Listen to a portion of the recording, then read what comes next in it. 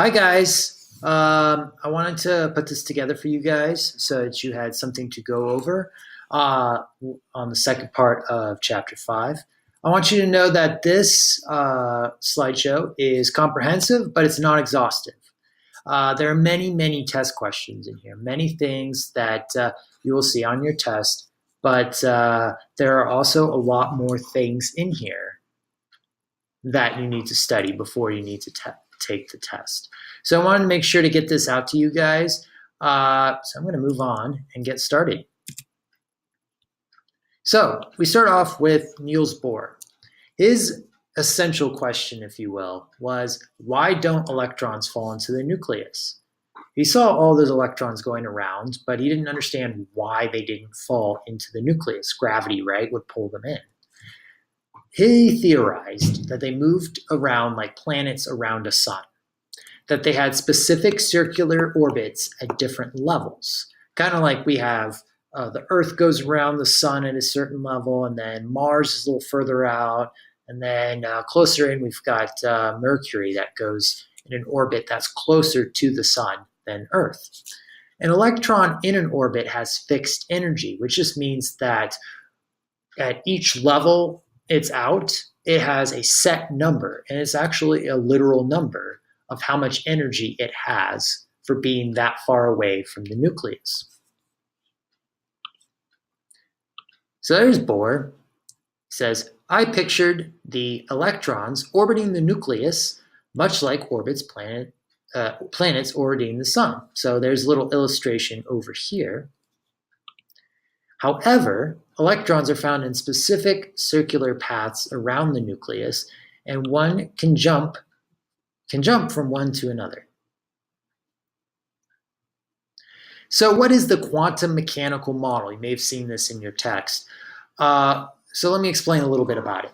So basically it describes subatomic particles, which are protons, neutrons, electrons, as waves.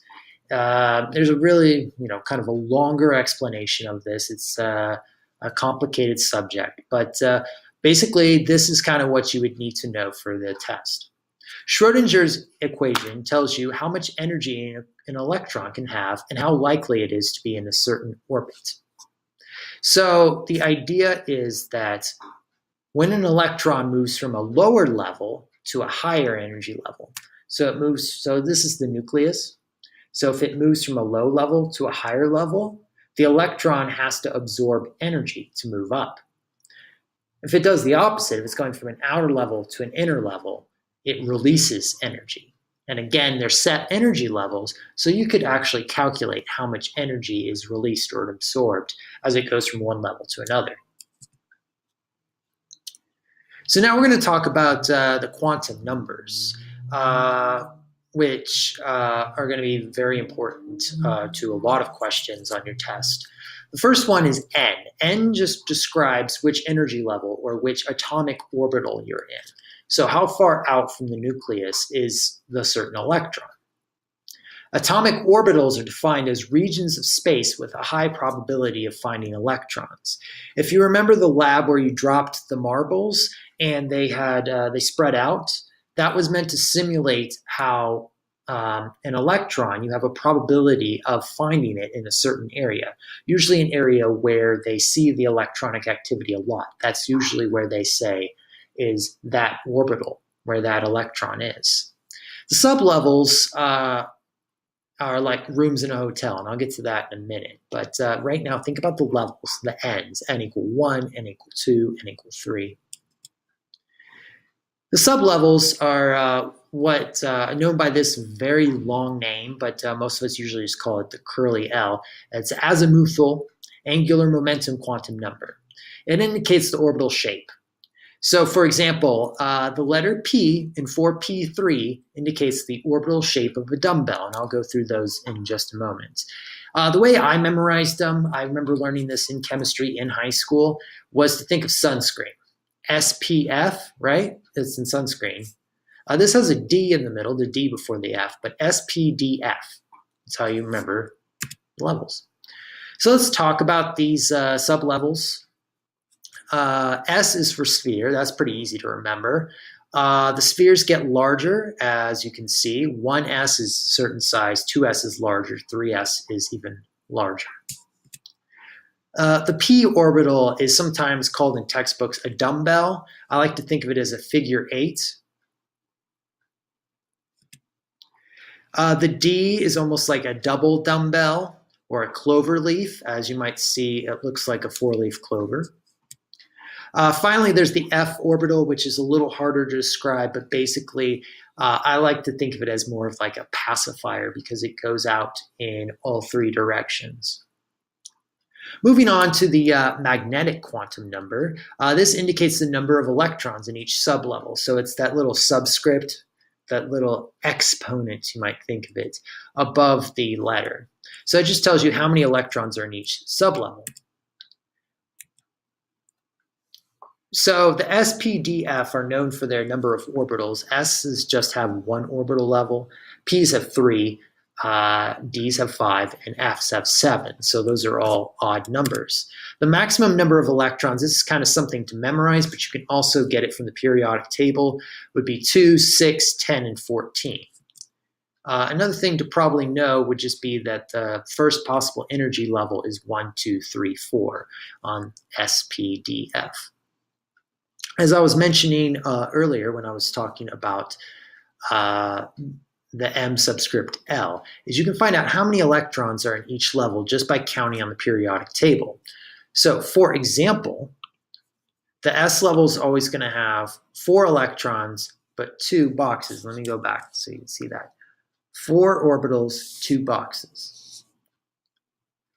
The P has 6. So 1, 2, 3, 4, 5, 6. So there's 6 spaces and 6 electrons.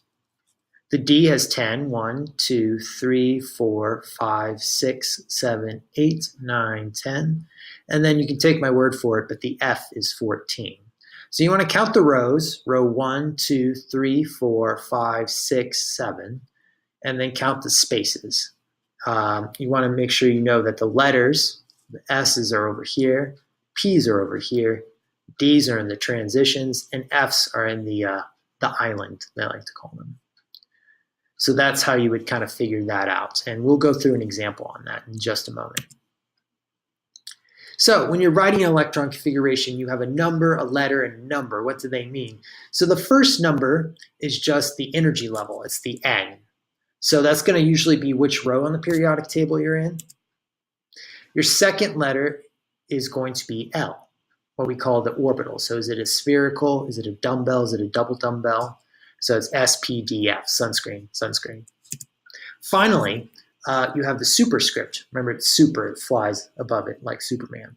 That denotes how many electrons you're in. So you count how many spaces into each block that you're in on the periodic table, almost like you're a board game. I like to tell students the periodic table is a bit like a board game. You're trying to move across the spaces. So along with the electron configuration is the Aufbau diagram. So they kind of go hand in hand. They're kind of 2 separate things showing you the same thing. Aufbau is a German word meaning building up. And electron configurations are defined as the arrangement of electrons around an atomic nucleus. So there are 3 guiding rules about it. The first one is the Aufbau principle. So if Aufbau means building up, the Aufbau principle makes sense. That is the tendency of electrons to enter the lowest energy level first. So it builds up from that lower level to higher and higher levels. And these are the definitions that you would expect to see on the test as well. The Pauli exclusion principle means each orbital has at most 2 electrons. And they usually have different spins, and we'll get to that in just a moment. So here is the man himself, Wolfgang Pauli, and here he is saying, no 2 electrons in an atom can have the same 4 quantum numbers. So it just basically means that the direction